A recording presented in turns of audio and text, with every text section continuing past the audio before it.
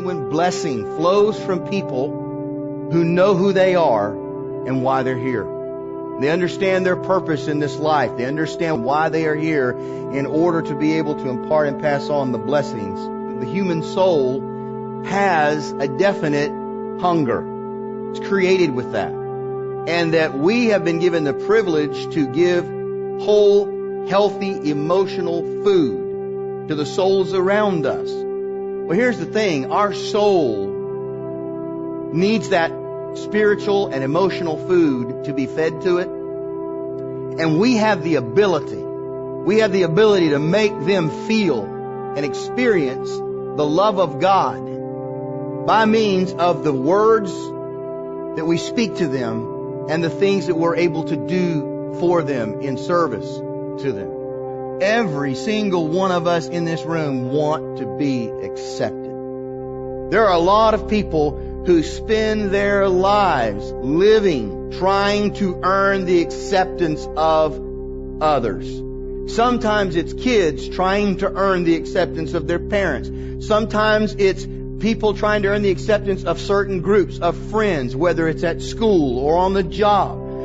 We will do anything sometimes to gain acceptance by people that we deem as being important and that we feel like we need to be accepted by. To be accepted is to be received, is to be welcomed, it's to be determined to be you're adequate, you're suitable to be a part, you're wanted. You ever, when you were growing up there in school and you used to go out on the playground and you split up to play games and you had to pick teams? And you always noticed there were certain kids that were never going to get picked first. And there was always several of them that you just knew when they got in the lineup, oh, we know they're going to be last. I mean, and if you had the opportunity to pick, you weren't going to pick them because you deemed them to be a weak link in the chain. You knew that they would be a hindrance and not a help to your team. So, hey, if we can keep pawning them off, maybe the other team will get them and we ain't got to worry about it. So many times, even in simple things like that, we're communicating to someone, you're not worthy enough to be a part of us. You're weak. You're not adequate. You're not suitable. You're not welcome. You're not going to be received. And see, the opposite of acceptance is what? Rejection. You're rejected. And rejection says to somebody, I'm not good enough.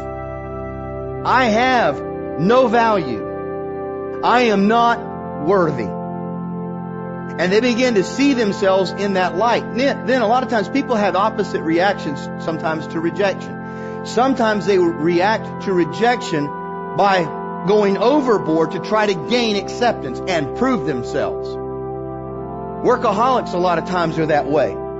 You think they really see themselves as something like, wow, like God's gift to the world. But in reality, a lot of times they're just striving to try to earn somebody's acceptance.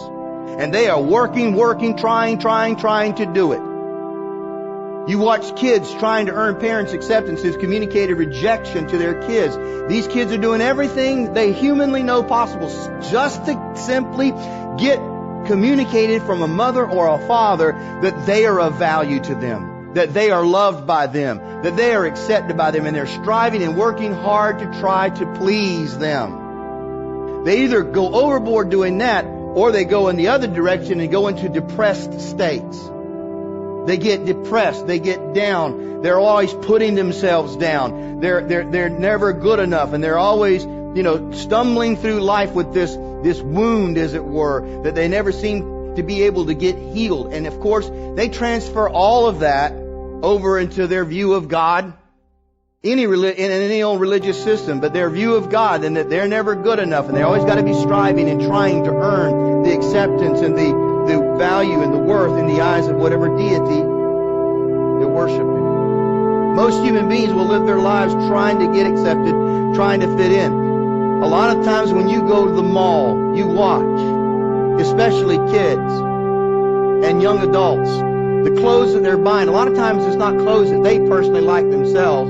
They're buying things that they think are going to make them be able to fit in with the group they want to fit in with. Oh, the newest, greatest thing is going to make them feel apart.